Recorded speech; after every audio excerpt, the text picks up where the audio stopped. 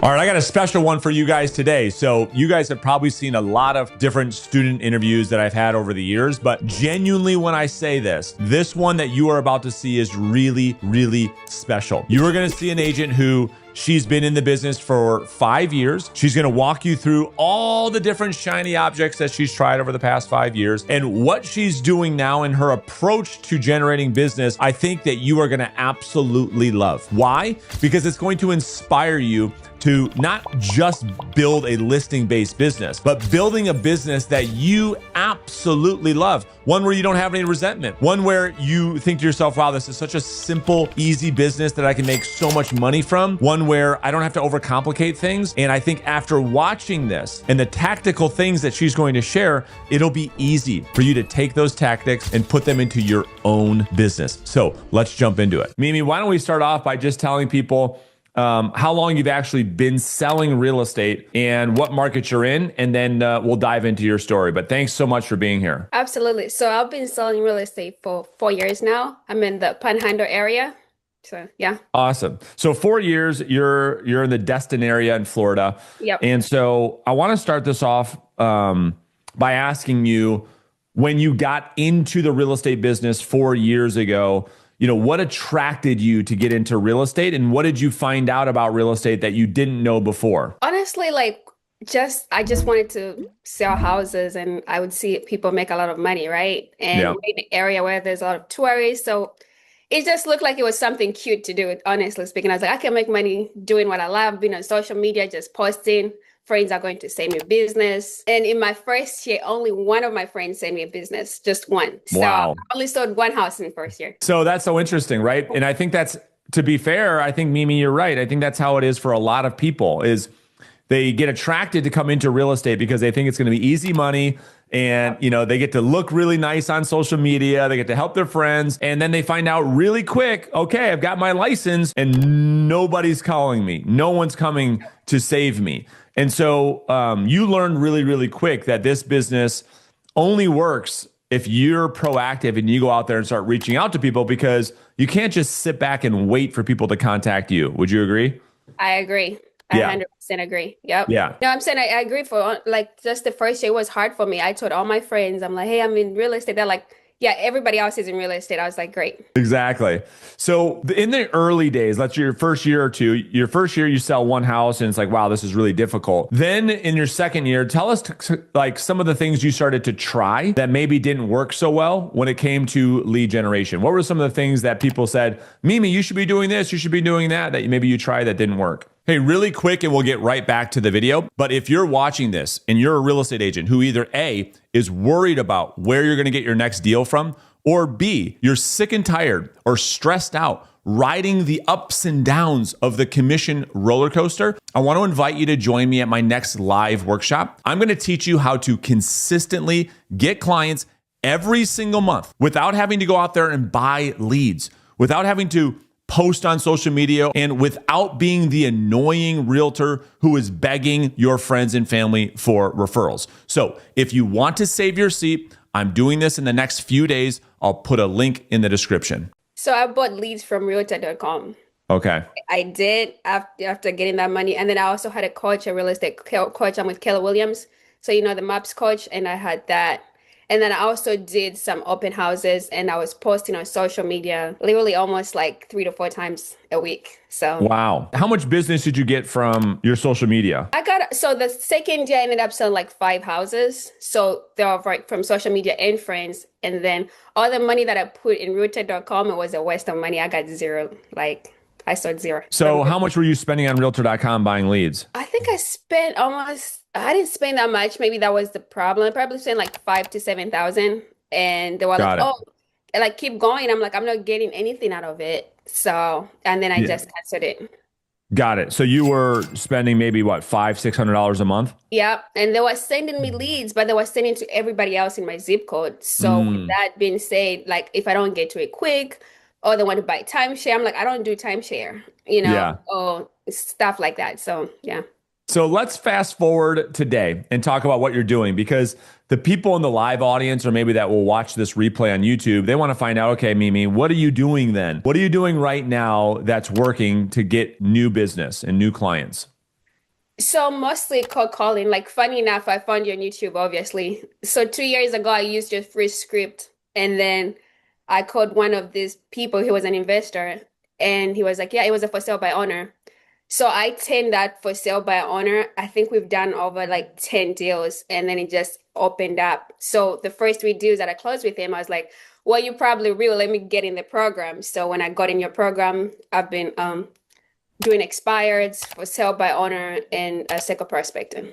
Awesome. So, Yeah. what finally got you to pick up the phone? Because I think you would agree that most agents, to your point, I mean, picking up the phone is not sexy. It's not fun. It's boring. It's like the opposite thing that most people think they have to do when they get into real estate. What finally clicked for you to say, man, all right, this Brandon guy, maybe I do have to start picking up the phone. What was it for you that made you decide to do it? So we've been with Keller Williams, it's a big brokerage. There was another team that my friend was on when we got our real estate license. We decided she was going to join a team and I'll be a single agent and see Mm. what works out. On that team, all they did was make phone calls. That's it. And she ended up having like 7 or 8 listings, but I did not like the script that they used. I thought it was a little pushy. I'm a fun person. I was like, this is too much. So I liked your script better. So that was like, I knew I was going to make phone calls to make it regardless in this business. I just had to find the right script that I Got it. feel comfortable with. That's So great. that's when I paid for the program. I was like, all right, I can do this. Now I just have to learn it. Yeah, that's great. So, is it, and I want to be clear about this. So, your friend went on a team and you saw her, they're all outbound prospecting based.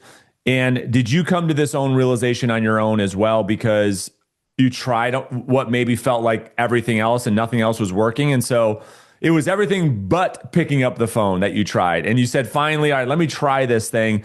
And as a result, it started working for you pretty quickly. Is that fair? Yep, it did. It was quick. It worked out. I was like, all right, this is what we're doing, I guess.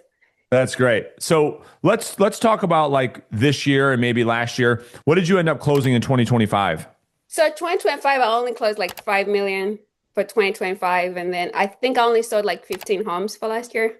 But that's good, right? I mean, so 5 million. That did you generate over six figures in GCI? I did, but I was with a bigger brokerage. So they took like 30% of the money. So I didn't bring home GCI, yes, but net, no. So Got that it. was really my goal for this year. I wanted a net of 100,000. That was like, all right, this is what I want for my 31st birthday. And that's why I had to work hard to get it. Good for you. So how's it going so far? Are you on track? Are you on pace? Yeah, actually I am. So I've closed like 9 deals already. And then I closed about 1.5 already. I've already made about 38,000. So I'm pretty close. And then Wow. I have about 1.5 that's pending and then 3 listings that's coming. And it's all through picking up the phone and talking to people. You know what? Yes, like picking up the phone, talking to people, and also repeated business because now those people that I Exactly. serviced last year that are coming back. And I did open houses at the beginning, like one from an open house, but that's just it takes too long. Yeah. All right. So let's break that out for people. So in 2026, you've already closed 9 deals, which is Yeah, amazing. three And pending. 3 pending, and you've got 3 more listings coming on soon. Yep. Yep. It's Yep. incredible. So that's nine. What is that? 10, 11, 12, 15 people that you've enrolled into your business just by having conversations. So let's start from the top. You said, what lead sources are you working mostly? So I'm doing expireds and sicko prospecting because these Got are it. my two favorites right now. Oh, perfect. Okay. So let's break this down for people so they can learn, Mimi, what you're doing so they can start to just mimic you or copy you if that's okay. Yeah. So, where are you finding the data? Like, where do you get expired data or where do you get circle prospecting data from? Okay, so I know a lot of people don't know about Line Voice, but I just stick to what works for me. So Line Voice, I put it in Mojo, and then I just if it's circle, I just do the neighborhood search in the morning, and then I put it in Mojo and start calling. Then for expireds, I have to transfer the data myself because I'm a little cheap when it comes to money. So I'll just transfer it in the morning and put it in Mojo, and that's it. It takes me Got about it. 5 minutes. Cool. All right. So no worries. So you use Land Voice and that's in combination with Mojo. It's a Yep. great system. A lot of agents in our community use Mojo.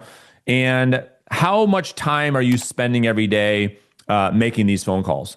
So this is where it really changed. January, I said, I'm done making excuses. So I used to listen to a lot of these, like what I'm doing right now.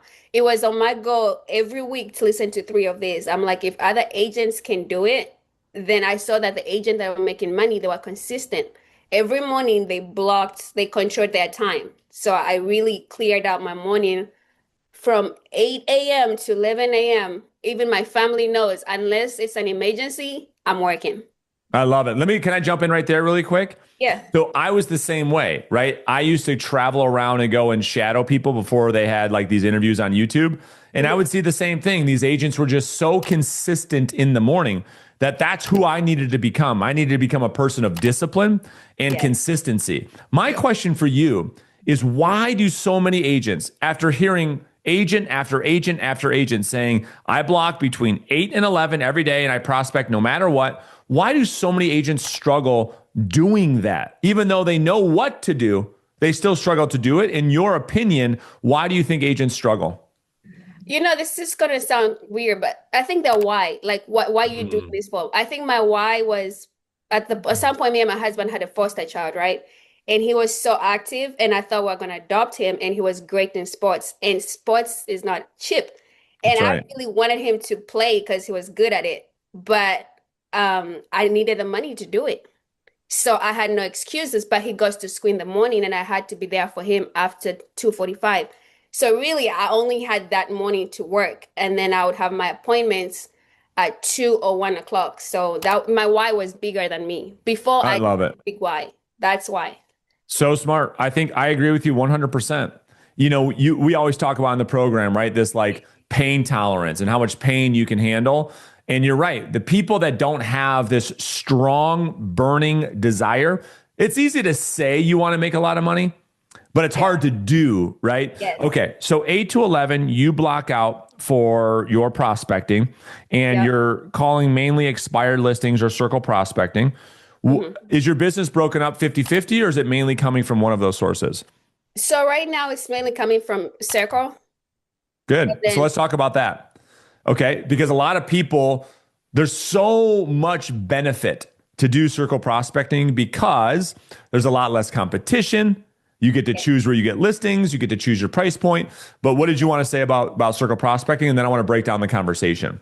it's just easier for me. There's not a lot of competition, and they're nicer. Like people are nice. They don't have a lot of, they have a need. And I think for me, one thing I learned from you is finding out what their motivation is. If you don't have a big motivation, I'm not even wasting my time there. Now, could it turn into something bigger? Yes, but I want people with a pen, with a big pen. Like That's how right. with the dental, like somebody has, if their tooth is hurting, I want the person that's their tooth is hurting right now, Good for or you. less than a year.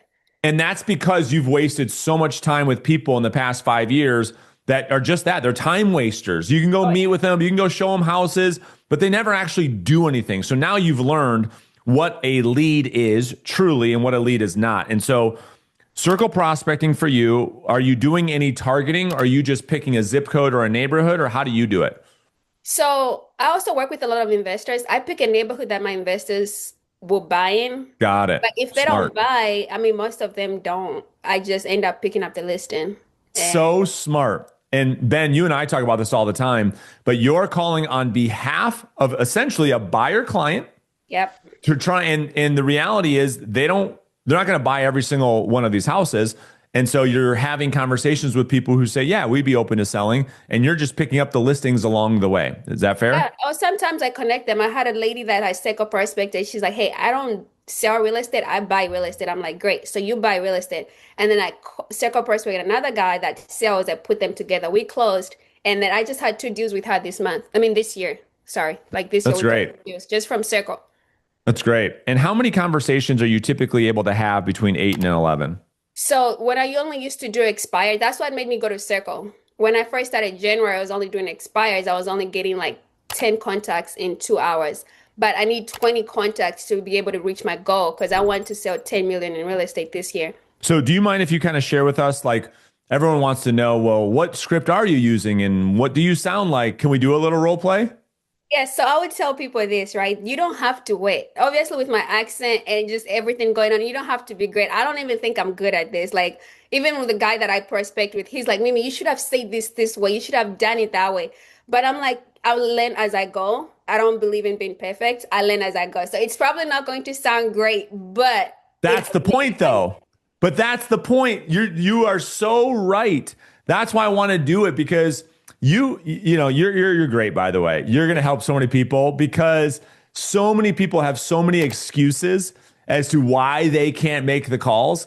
And to your point, you've got an accent. It's like you don't need to be good. You just have to do the work. The learning's in the doing. And so many people want everything to be perfect before they finally start taking action. And what you're saying is, well, that perfectionism is simply just people procrastinating, correct?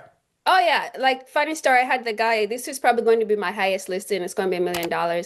And I called him, and he was like, "You know what? You followed up with me so much, and you called me so much that I'm just going to give you this listing because you're really good at it." I wasn't even understanding half the things you were saying. I was like, "Really?" I was like, "Yes." So yeah. That's hilarious. So yeah, let's just do a simple circle prospecting conversation just so they can kind of hear, at least get an idea of what is it that you're saying to generate leads. All right, I'm ready. Ready? Ring, ring, ring. Hello, this is Brandon. Hi, Brenda. My name is Mimi. I'm a local realtor. Before you hang up, I just wanted to ask a really quick question. Is that okay? Yeah, sure, no problem. I appreciate that. Well, I was just giving you a quick call. We do have a lot of buyers that are looking to move into your neighborhood. I guess, Brandon, if I ask you if you ever consider selling, you probably tell me there's no way, right? Oh, it's funny you should be calling. Yeah, we've actually been thinking about making a move this year. Oh, really? Wow, that's surprising. I mean, a lot of people that I talk to in your neighborhood, they tell me they love this area just because we're close to the beach. I guess what has you wanting even to sell in the first place? We're just trying to get, I mean, we've been here a long time, so we're just trying to get something a little bit smaller. A little bit small. I definitely understand. I guess have you ever thought about maybe renting it out or selling Um, rather than selling? we've thought about it, but no, we got to cash out and we're going to use the cash to get something smaller. I definitely understand. And again, Brenda, a lot of people I speak to in this area, they know a lot of agents. I guess if I ask you if you already know an agent, you probably know you know a Rockstar agent at this point, right? No, no, we haven't got that far. We haven't got that far at all. You haven't gotten that far. I definitely understand. I know you probably haven't even thought about it. You haven't gotten that far. But when I talk to a lot of people, they love to invite me over just to kind of help them out to see what they can do. By the time we reach to the point of selling, at least you know if you need to paint your house or if you don't have to, and you don't have to waste money on things that are not needed. So, is that something that you'll be open to, Brandon? Yeah, yeah, we'd be open to that for sure. All right, well, I have a Wednesday or Thursday here open at 1 o'clock. Would that any of that time work for you? Nice job. Give her a round of applause. That's so good. Nice job. So it's simple, right? It's not, Yeah. it's just about having these conversations. And, let me ask you this question. How often are you able to actually get appointments on the first call with Circle Prospecting versus getting a lead and having to follow up and getting an appointment later? So when before I used to just ask for leads, but since watching a lot of these and the Friday game review that you do, you was like ask for appointment. That's when I started asking for these. Like, hey, a lot of people that I speak to, and I've been able to get those at first appointment, and then some of them is just from lead follow up. Yeah. What percentage though? If you had to break it up and say, would you say 50-50? Would you say most of the time it comes out of lead follow up? Are you able to set a lot of appointments on the first call with Circle Prospecting? So that's the thing. I guess that's a bad thing about me. I'm able to set a lot of appointments first time that I need to work on my follow up. I'm doing better follow up, but people just yeah they'll agree. They were like, all right, yeah, well, I'll meet with you That's on incredible. Tuesday. Because And most of the time with Circle Prospecting, it's not that case. I mean, just so you know, most of the time agents can never get appointments Circle Prospecting. So you deserve a lot of credit. yeah, even when they're not ready, I meet with them, and so then we work Wow. through it. And that yeah, so yeah, that works. That's great. And so I think a question, and we're going to open this up for the live audience in a second, but I'm sure one of the questions they're going to ask you is, okay, well, if someone says to you, yes, we're thinking about moving, but we're not moving until next year, and you go meet with them now, I mean, what do you do at the meeting? So I always do the handwritten note first. That Okay. so and before the mail guy comes in, so he makes it on time. I always send that. And then I'll send them the text message like you taught us. Like, hey, and then when I go to the meeting, normally I take the what do you call that, the pre-listing thing to take. Pre-listing packet. Yep. Yeah, I'll take that with them and it'll have my information. And then when I get there, just depending on the situation of the house, if they have the money to do the renovations, then I'll be like, hey, this is this and this and that. Then if they don't have the money, if they want to sell the house as it is, I have a buyer for that. If I don't, then I give them a price for that. So I kind of give them two price points and then what they need to work on. Great. So you just go there, you meet them, right? You're essentially, it's a first impression. That's what this is. Yes. It's a first impression. They're showing you the house. You're making recommendations. You're telling them, hey, here's kind of what you can expect to sell the house for based on if you were to do renovations versus not doing renovations. You're just giving them an idea. And through that meeting, they're thinking to themselves, wow, this is a great agent. I'm so glad we're meeting with her. And they're not signing a listing contract on the spot though. No, yeah. No, I'm very likable. So I just want people like me. When people see me and I'm very knowledgeable and I just, because of my accent, my goal is always to get in front of people so they know I'm not a scammer. That's pretty much it. Well, good for you. I mean, that's pretty savvy because as soon as you are very likable, you're very charismatic because you have such an awesome smile. You've got a great personality. And you're saying as soon as, because the accent over the phone sometimes is hard. Yes, so then, I don't prolong it. Exactly. So you get in front of them and you can, I mean, people just love you right away, right? Yeah. And like, oh, like, and also, oh, she knows what she's talking about. And I had this guy set me up and I had another guy interview me.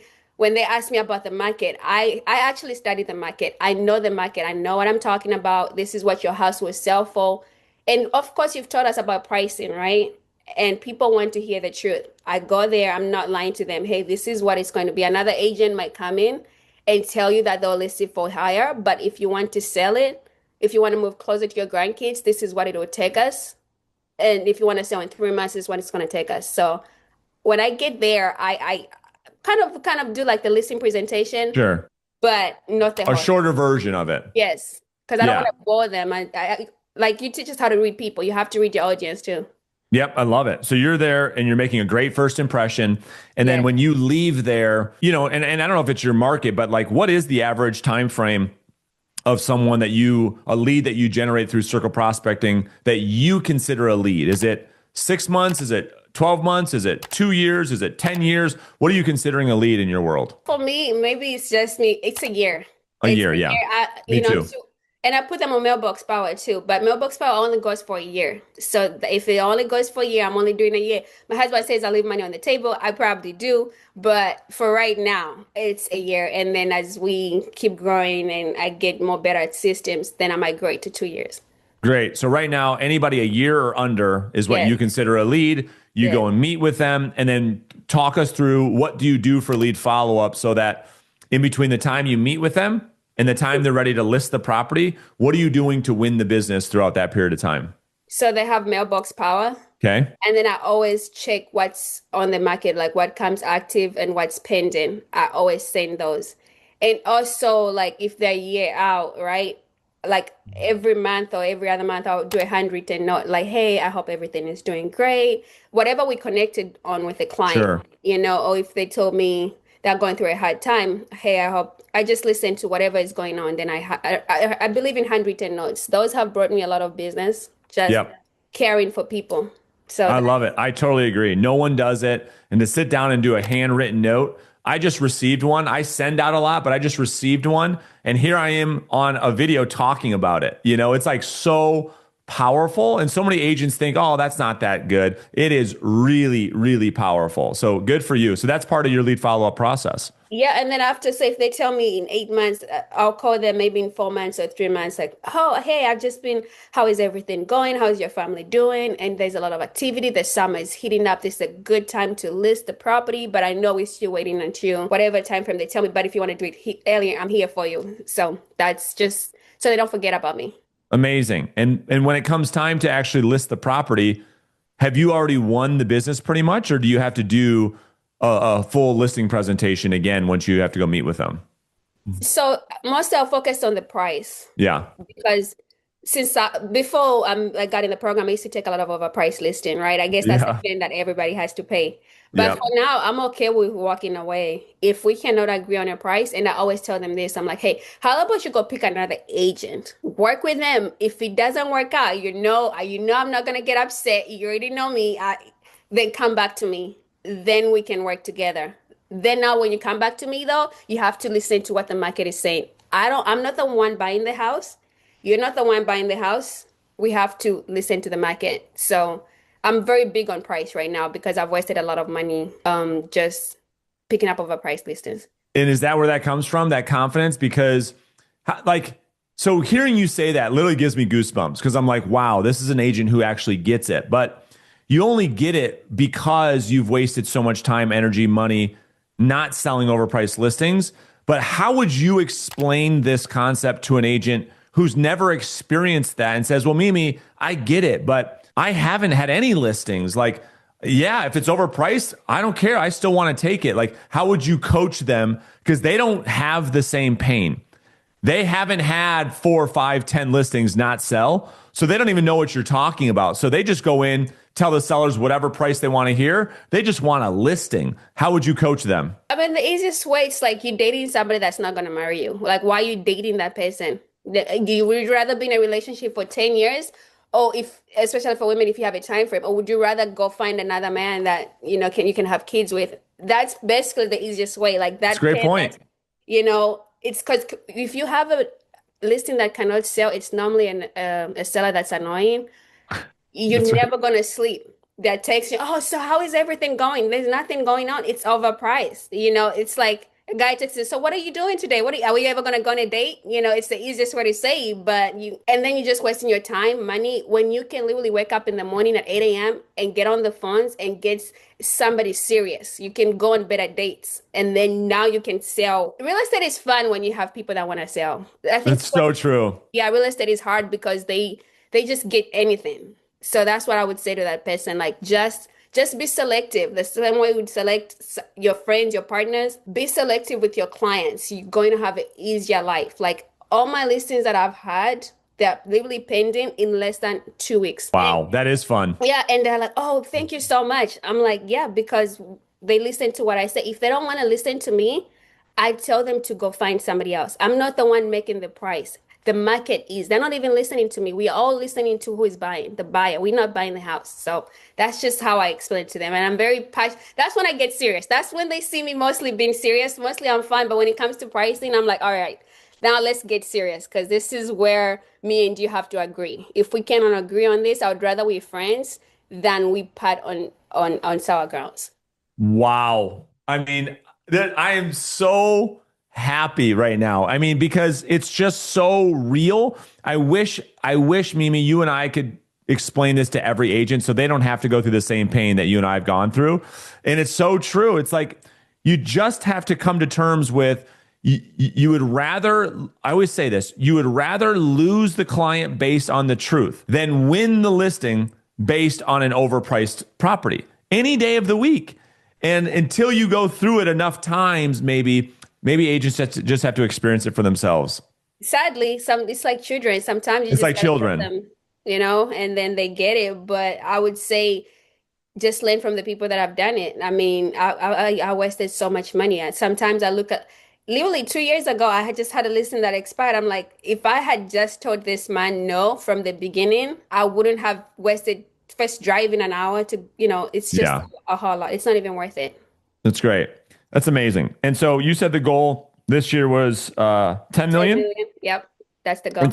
And so what kind of income would that represent down in Destin? Ooh, because so right now, I mean, at 1.4, I already made like 40,000. And I have also with some of the investors, I can charge kind of like what I want. And then Exactly. I have 1.5 that's down, that's under contract that will close the next 2 months. So that would be like at 80,000. So it'd probably be like around 150 to 200,000 for me. Wow. So what does your husband think about your success? He's like, oh, we're about to be rich. I'm like, what? No, you're still paying all the bills. I'm not doing that. Oh, good for you. That's amazing. Good for So you. yeah, he's happy. He's like, so now that so now everybody respects me, right? Because I'm Right. very bubbly even in my family, but they're seeing the money that I make. They're like, oh, we need to give her this space from 8 to 11. But I'm Yeah. able to give them experiences. I'm like, hey, today we're gonna go to a fancy restaurant. And I'm able to give my family some money, like, hey, because you guys have been patient with what's going on, here is see what I'm doing for the family. It's just not for me. I think that's probably why I work hard and I'm happy because I'm a giver. So Yeah. I'm able to give more. So that's really what it is. It's beautiful. I'm the same way. You're doing this not just for yourself selfishly, you're doing this to serve your family, to give your family a great life. Oh yeah, because I'm comfortable, right? I mean, That's right. my husband pays everything. Because I needed a big why. The why wasn't bigger. And when I had to find a big why, I was like, all right, I don't need this for me because I'm taken care of. But when I started doing it for other people, my why became like it was great. It was So exactly what good. I needed. So great. But, if you could just rewind and get licensed all over again 5 years ago, knowing what you know now, what would you do differently? I would join your coaching program on so many levels because I've grown mentally as a human being too. Like just I wake up at 4:30 to 4:50 every morning. I get my workout in, and then because everything we learn in the program, I have grown. Like I'm more confident, not just in real estate, but in life too. And the way I allow people to treat me is different because you tell us like, hey, you have to own like when you go to a listing appointment, you have to own it, right? But I also own it in real life too. And my life has gotten more structured. So I would join the program not just because of real estate, but just because of life in general. Like seriously. Oh, thanks for the kind words. And that's the goal, right? The goal is to become the best versions of ourselves, not Yes. just to sell more real estate, but to live literally our best lives so we can go out there and serve the people that we love at the highest level. So, wow, this has been one of my favorite episodes ever. And I genuinely mean that. I mean, this has been really, really cool.